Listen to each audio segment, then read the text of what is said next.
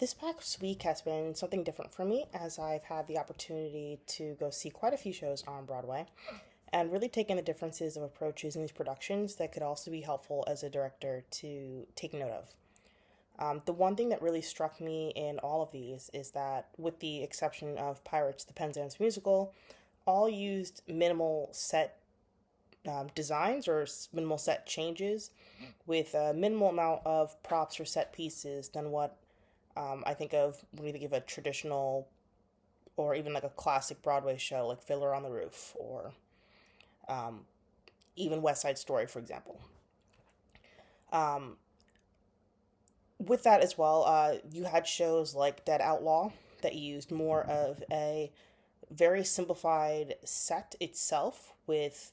minimal set pieces in any one given place and really allowed the audience to use their imagination to figure out or at least place where you were with little help, which I thought was ingenious and really helped with the movement of the show itself. Um, and then you had shows that, like Operation Mincemeat, that I was able to also see that primarily used one major set location for the entire show, but had more set pieces that were just utilized in multiple different ways, whether it was moving it from one side of the stage to the other to change the location or change what it is you were looking at in any one given piece. What it really highlighted for me was the importance of not just the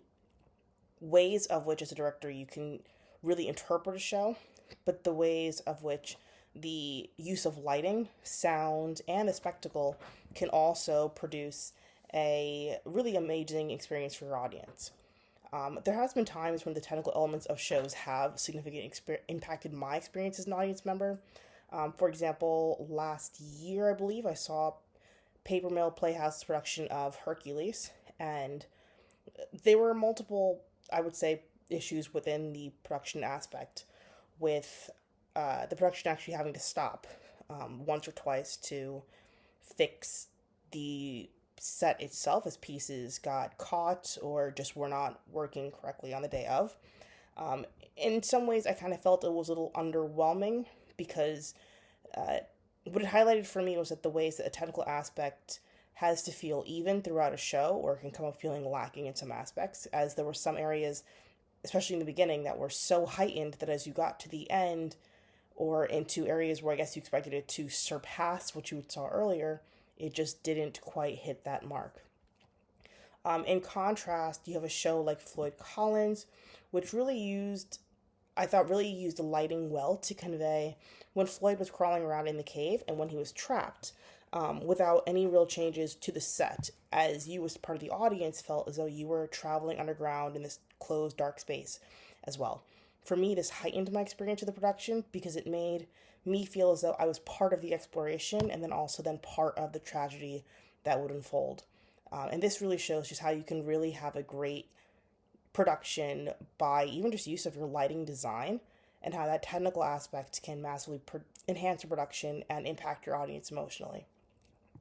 This just continues to highlight for me the importance of having a solid, feasible plan as a director, and just ensuring that production just feels even from start to finish, um, which I think for at least a high school director in my position, especially when the finances aren't always there, that there are so many ways that you can still capture ideas and capture your audiences without having to equate the spectacle